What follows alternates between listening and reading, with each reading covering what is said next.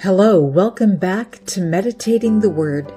My name is Cherie. I'm your host and fellow traveler on this journey through the Bible in a year.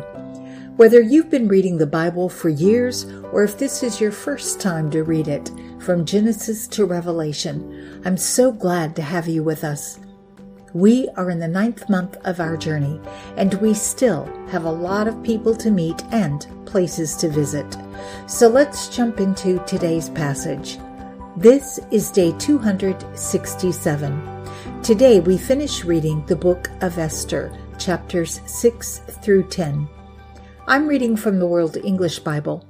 I have omitted the Deuterocanonical scriptures to conform to the Hebrew and Protestant texts.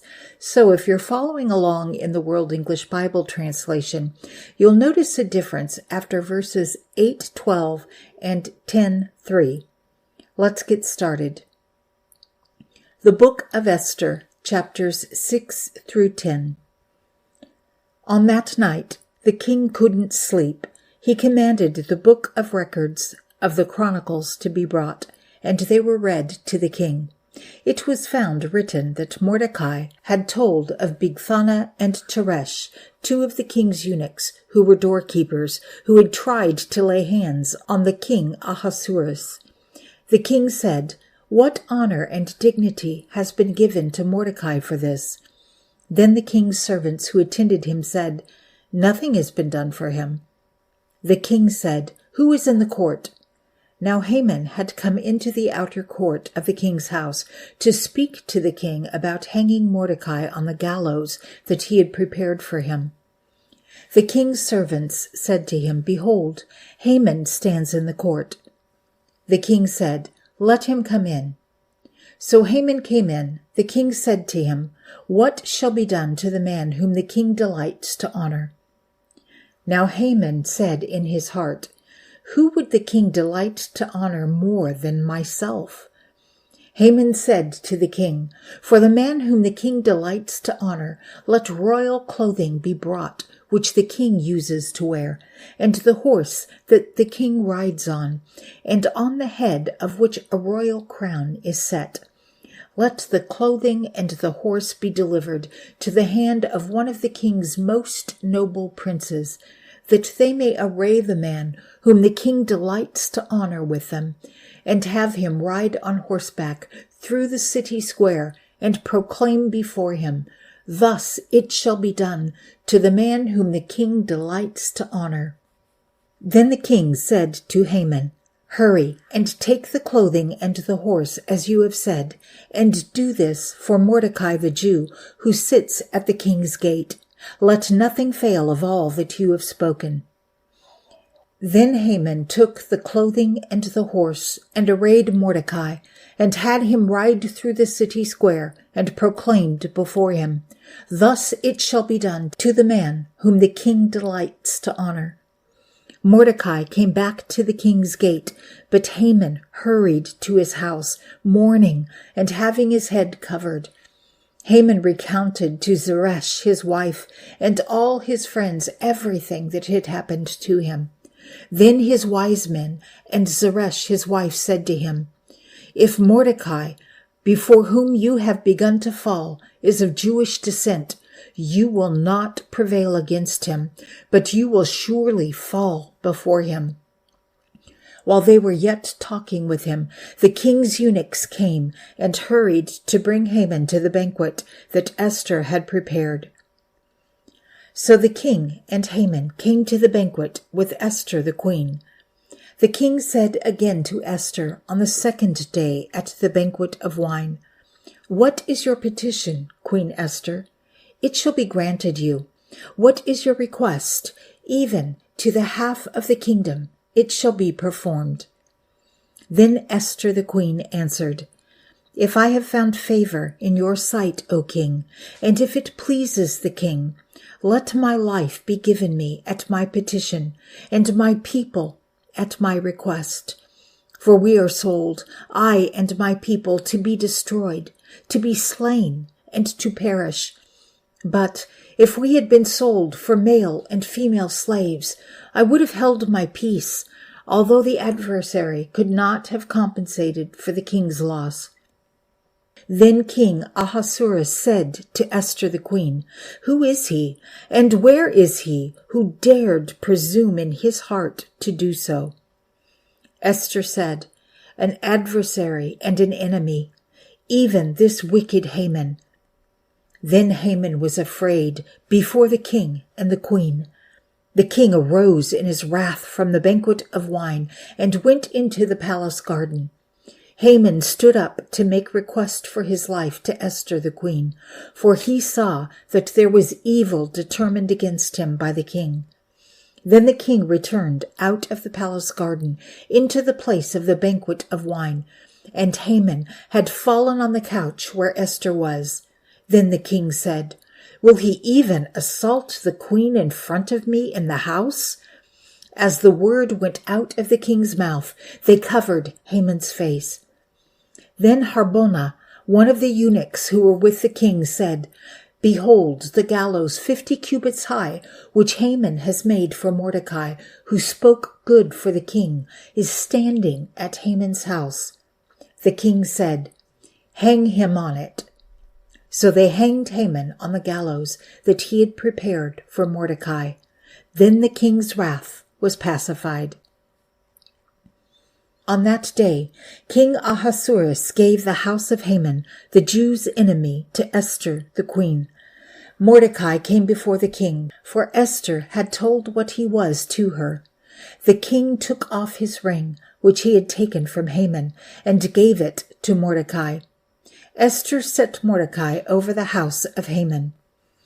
Esther spoke yet again before the king, and fell down at his feet, and begged him with tears to put away the mischief of Haman the Agagite, and his plan that he had planned against the Jews. Then the king held out to Esther the golden scepter. So Esther arose and stood before the king. She said, "If it pleases the king, and if I have found favor in his sight, and the thing seems right to the king, and I am pleasing in his eyes, let it be written to reverse the letters devised by Haman, the son of Hammedatha, the Agagite, which he wrote to destroy the Jews who are in all the king's provinces. For how can I endure to see the evil that would come to my people? How can I endure to see the destruction of my relatives?" Then King Ahasuerus said to Esther the queen and to Mordecai the Jew, "See, I have given Esther the house of Haman, and they have hanged him on the gallows because he laid his hand on the Jews. Write also to the Jews as it pleases you in the king's name, and seal it with the king's ring. For the writing which is written in the king's name and sealed with the king's ring may not be reversed by any man." Then the king's scribes were called at that time in the 3rd month, which is the month Sivan, on the 23rd day of the month, and it was written according to all that Mordecai commanded to the Jews, and to the local governors, and the governors and princes of the provinces which are from India to Ethiopia, 127 provinces, to every province according to its writing, and to every people in their language, and to the Jews in their writing and in their language. He wrote in the name of King Ahasuerus, and sealed it with the king's ring. He sent letters by courier on horseback, riding on royal horses that were bred from swift steeds. In those letters, the king granted the Jews who were in every city to gather themselves together, to defend their lives, to destroy, to kill, and to cause to perish all the power of the people and province that would assault them, their little ones and women, and to plunder their possessions on one day in all the provinces of King Ahasuerus, on the 13th day of the 12th month, which is the month Adar. A copy of the letter, that the decree should be given out in every province, was published to all the peoples, that the Jews should be ready for that day to avenge themselves on their enemies. So the couriers who rode on royal horses went out, hastened, and pressed on by the king's commandment. The decree was given out in the citadel of Susa. Mordecai went out of the presence of the king in royal clothing of blue and white, and with a great crown of gold, and with a robe of fine linen and purple. And the city of Susa shouted and was glad. The Jews had light, gladness, joy, and honor. In every province and in every city, wherever the king's commandment and his decree came, the Jews had gladness, joy, a feast, and a holiday. Many from among the peoples of the land became Jews, for the fear of the Jews had fallen on them. Now, in the 12th month, which is the month Adar, on the 13th day of the month, when the king's commandment and his decree came near to be put in execution, on that day the enemies of the Jews hoped to conquer them. But it turned out that the opposite happened, that the Jews conquered those who hated them. The Jews gathered themselves together in their cities throughout all the provinces of the king Ahasuerus to lay hands on those who wanted to harm them. No one could withstand them, because of the fear of them had fallen on all the people. All the princes of the provinces, the local governors, and those who did the king's business helped the Jews, because the fear of Mordecai had fallen on them. For Mordecai was great in the king's house, and his fame went throughout all the provinces. For the man Mordecai grew greater and greater. The Jews struck all their enemies with the stroke of the sword, and with slaughter and destruction, and did what they wanted to those who hated them. In the citadel of Susa, the Jews killed and destroyed 500 men. They killed Parshandatha, Dalphon, Aspatha, Poratha, Adalia, Eridatha, Parmashta, Erisai, Eridai, and Vizatha, the 10 sons of Haman, the son of Hammedatha, the Jews' enemy, but they didn't lay their hand on the plunder. On that day, the number of those who were slain in the citadel of Susa was brought before the king. The king said to Esther the queen, "The Jews have slain and destroyed 500 men in the citadel of Susa, including the 10 sons of Haman. What then have they done in the rest of the king's provinces? Now, what is your petition? It will be granted you. What is your further request? It shall be done." Then Esther said, "If it pleases the king, let it be granted to the Jews who are in Susa to do tomorrow also according to today's decree, and let Haman's 10 sons be hanged on the gallows." The king commanded this to be done. A decree was given out in Susa, and they hanged Haman's 10 sons. The Jews who were in Susa gathered themselves together on the 14th day also of the month Adar, and killed 300 men in Susa, but they didn't lay their hand on the plunder. The other Jews who were in the king's provinces gathered themselves together, defended their lives, had rest from their enemies, and killed 75,000 of those who hated them, but they didn't lay their hand on the plunder. This was done on the 13th day of the month Adar, and on the 14th day of the month they rested, and made it a day of feasting and gladness. But the Jews who were in Susa assembled together on the 13th and on the 14th days of the month, and on the 15th day of that month they rested, and made it a day of feasting and gladness. Therefore, the Jews of the villages who live in the unwalled towns made the 14th day of the month Adar a day of gladness and feasting, a holiday, and a day of sending presents of food to one another. Mordecai wrote these things and sent letters to all the Jews who were in all the provinces of the king Ahasuerus, both near and far, to enjoin them that they should keep the 14th and 15th days of the month Adar yearly, as the days in which the Jews had rest from their enemies, and the month which was turned to them from sorrow to gladness, and from mourning into a holiday, that they should make them days of feasting and gladness, and of sending presents of food to one another, and gifts to the needy. The Jews accepted the custom that they had begun, as Mordecai had written to them, because Haman, the son of Hammedatha, the Agagite, the enemy of all the Jews, had plotted against the Jews to destroy them, and had cast pur, that is the lot, to consume them and to destroy them.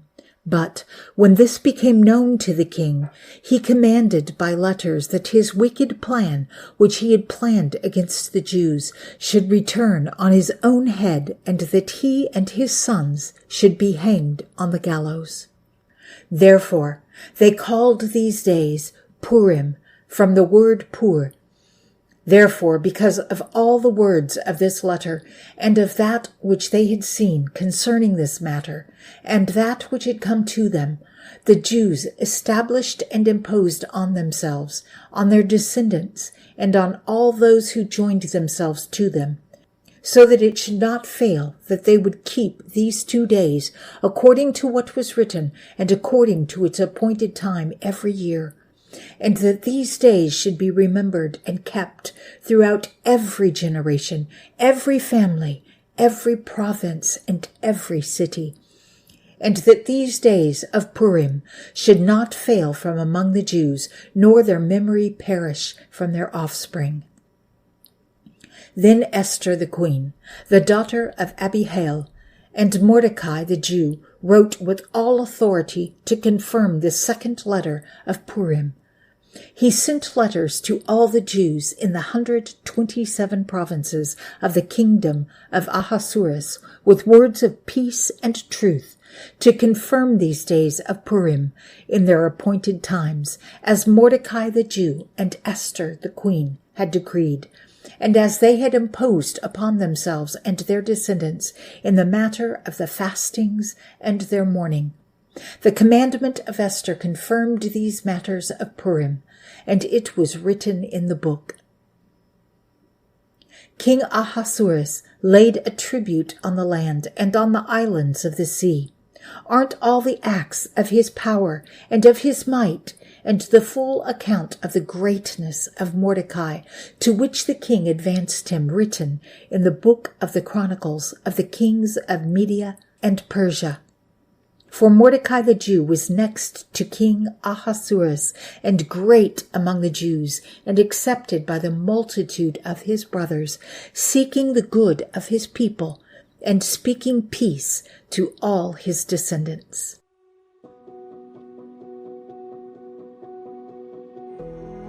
Father God, just as in the days of Queen Esther and Mordecai, you are still turning what the enemy means for evil into good.